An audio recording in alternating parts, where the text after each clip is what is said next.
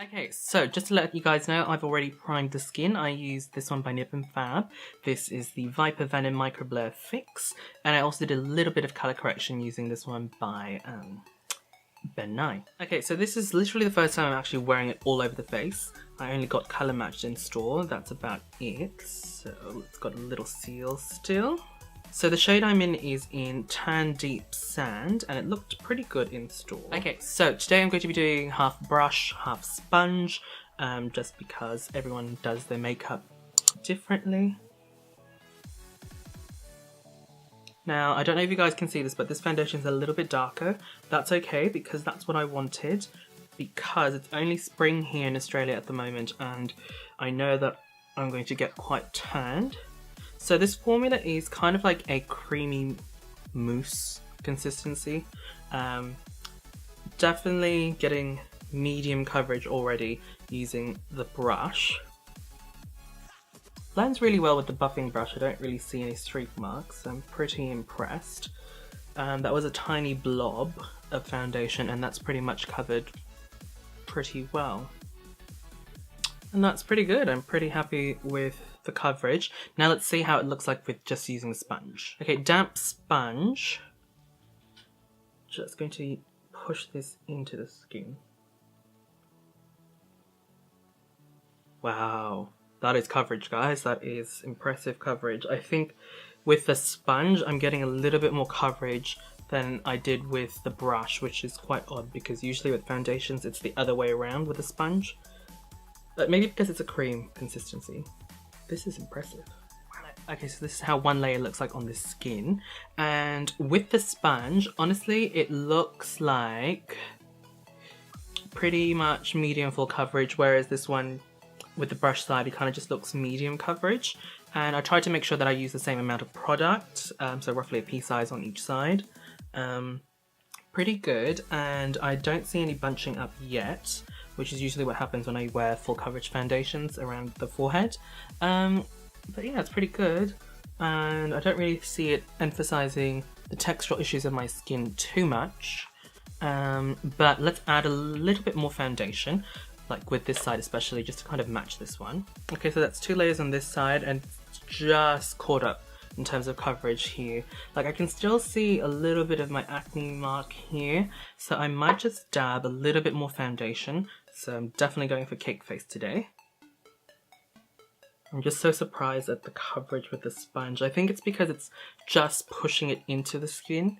That's why the coverage is really building.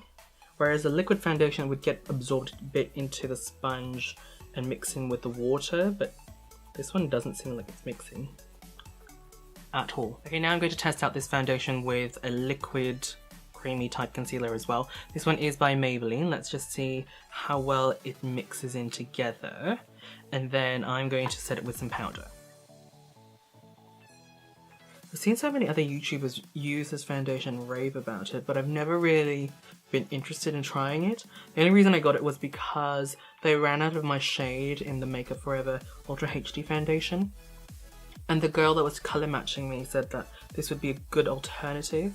Okay, to set the rest of the face, I'm just going to use this powder by Cover FX. This is their Pressed Mineral Foundation. Okay, so it is now 1 PM in the afternoon, and this is how the foundation looks like. So far, I'm seeing a little bit of creasing here. That's pretty much normal for me with any sort of foundation, but I was expecting a little bit more with a cream type foundation. So far I'm pretty impressed. So I'm going to go outside for a couple of hours. It's going to be quite warm. I'm going to be walking a lot, so hopefully this foundation doesn't slide off my face.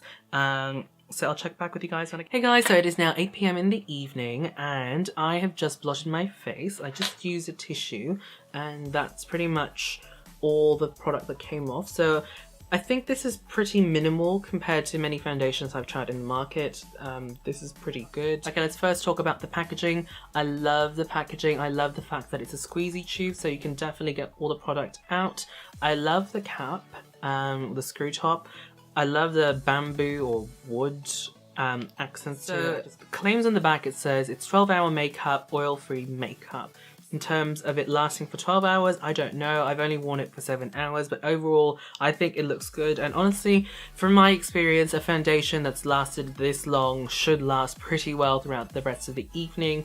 If ever I just need to maybe blot with a little bit more tissue throughout the night, but overall, I think I'm good. Okay, let's talk about the actual product of the foundation. I was actually quite surprised to find out that this product actually has 50 ml.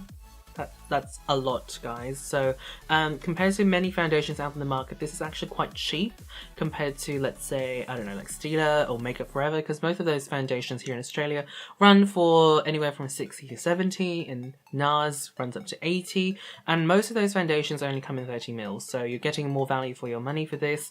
And the fact that it's a full coverage type foundation, you can sheer it out and you'll get more use out of it.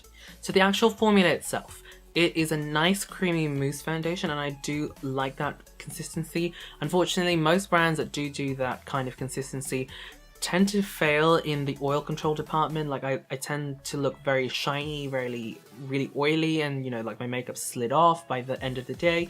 And this one is pretty good. It hasn't done any of that, hasn't creased, so I'm really impressed with the formula. In terms of colour range, now I remember when I was getting colour matched on the display, I was pretty much near the end of the spectrum, so, and I'm not really that dark. I'm pretty much an NC42 to NC44, like that's my shade range throughout the entire year, and I'm not that dark, so for me to be near the end of the spectrum on their colour range here in Australia kind of shows that they don't really have a huge range. I'm not really sure if it's the same story in America, because you guys tend to have more shades over there. But if you guys have like a tan complexion like myself, you can definitely find a foundation shade for you. From what I remember, they have warm, neutral, and cool tone foundations. This one I think is more of a neutral colour, which works well with my complexion at the moment. Okay, so that's pretty much it. Those are my thoughts and opinions. Overall, I am in love with this foundation already. I can't wait to see how this performs if I wear it for a full work day. And yeah, I'll definitely let you guys know what I think about it in a favourites and maybe in a blog post. So, you know, if you guys haven't checked my blog, I do have one. I don't post as often, but if I do, I tend to be a little bit more in depth compared to videos. So yeah, there you guys go. That's the video. Don't forget to thumbs up the video if you guys enjoyed, and don't forget to check out my other videos. I do other reviews, first impressions. I also do vlogs on the channel, and well, I don't do music anymore, but yeah, I'm rambling. If you guys haven't subscribed, click on my face right there. It should be a subscribe button, and yeah, I'll see you guys in the next video.